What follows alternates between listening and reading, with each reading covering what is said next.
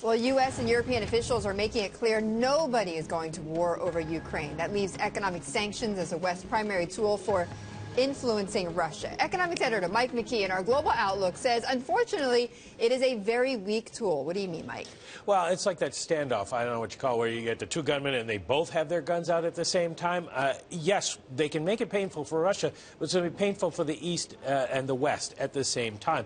Take a look at what I mean here. Here's Russia's trade situation. The EU exports 27% of GDP, really matter, but the EU is their biggest trading partner on both sides of the ledger, so they could pressure the Russians with trade sanctions, but it's going to hurt the EU just as much. It's one of the reasons you're seeing Germany so reluctant to act here. And you can see that the U.S. barely registers as a trade partner with the Russians, so they really don't care what we're thinking. Problem two is Europe's reliance on Russian natural gas, about 30% of their supply. Prices did surge today, 10% for the UK, 8% for Germany. But down the road is before this has any effect, because there was a very mild winter in Europe this year. Gas stocks are full, so it's not a major pressure point at the moment. There's talk of freezing Russian oligarch bank accounts. That's tough as well, because you've got to prove that they had something to do with this situation.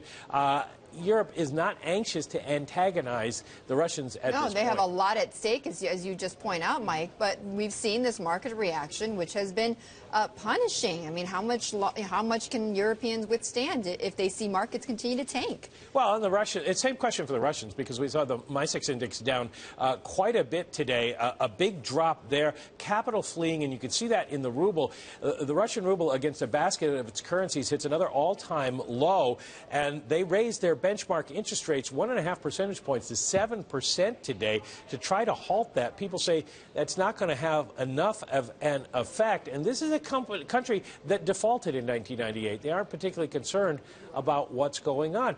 And on the other side, as you mentioned, European markets are down, and European banks with exposure to Ukraine really getting hit as well. SocGen, Raiffeisen, these are banks that either own subsidiaries in Ukraine or have a big exposure to Russia, and they're being hurt.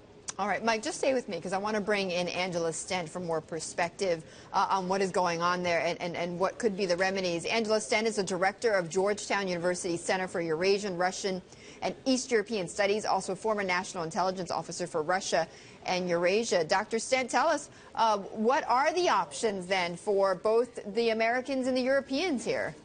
Well, they really aren't very great, as we've already heard. Yeah. I mean, from the U.S. point of view, we don't have much of an economic relationship with Russia. We do have the possibility of, freezing different officials, not only oligarchs, but different officials' bank accounts, making it difficult for people who own property in the United States to come here, and, visa bans. But it's very difficult, and other financial sanctions, I guess, in terms of the stock market. But still, it's very difficult to do that. So the bottom line is we don't have many options at all, and I think the real focus now, the prime goal, is to make sure that this doesn't spread into a civil war, and that this occupation of Crimea remains contained to Crimea, because otherwise you really could get into a situation of war, and that would also cause financial havoc. Well, Dr. Stent, you and I have also talked about the issue of whether this makes the Russian population of neighboring countries around Ukraine more restive and creates another pretext for Putin to take additional action. Well, I think there's not much more action they can take. I mean, in Moldova, their Russian troops in this separatist enclave in Transnistria. Belarus has a very close relationship with Russia. So I think, Georgia, they've already detached 2 provinces of Georgia and declared them independent. So there are not too many other countries where they could do this, and Ukraine, for Russia, is the prize, and that's what they're focusing on. Angela, just really quickly, I mean, are we dealing with a rational Vladimir Putin? Well, we gather from what Chancellor Merkel, or what somebody leaked from her conversation with him, that she believed he wasn't quite in tune with reality. Yeah. So I think it's quite possible that his sources of information are such that he really believes that Ukraine, is about to be taken over by quote-unquote fascists and terrorists. That's what you hear on the Russian media now. And if he really believes that, then he's acting on a completely different set of information than other people are.